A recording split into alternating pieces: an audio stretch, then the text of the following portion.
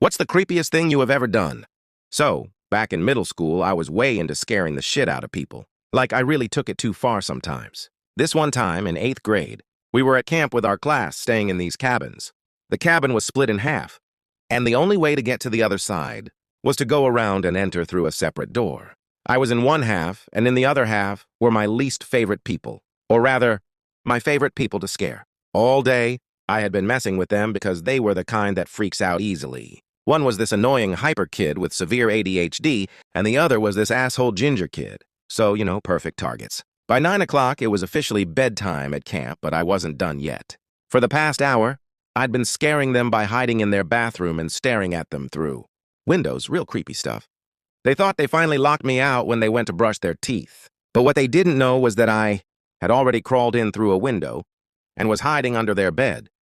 Now, the setup: there were 2 bunk beds in the corner of the room and a single twin bed across from them. I was under that twin bed, watching and waiting. 20 minutes later, they turned the lights off and climbed into their bunks. I wanted to scare them bad, so I decided to take it up a notch. I started low crawling across the floor, real slow, so I wouldn't make a sound. They were lying in bed, looking up, completely unaware. I made it under one of the bunk beds, but that wasn't enough. The 2 kids I really wanted to scare were both on the top bunks, talking to each other. Then I had the idea. There was this tiny 6-inch gap between the 2 bunk beds. I figured, what if I worm my way up between them and just stand there? Terrifying, right? But there was a problem. The 2 kids on the bottom bunks were still awake.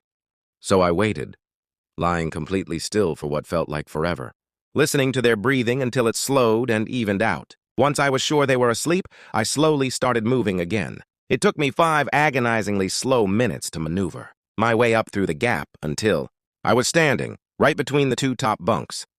They were still talking, totally oblivious to me just standing there, inches from their heads. I listened, waiting for the perfect moment. Finally, their conversation started to wind down. One of them said, "Good night." The other replied, "Good night."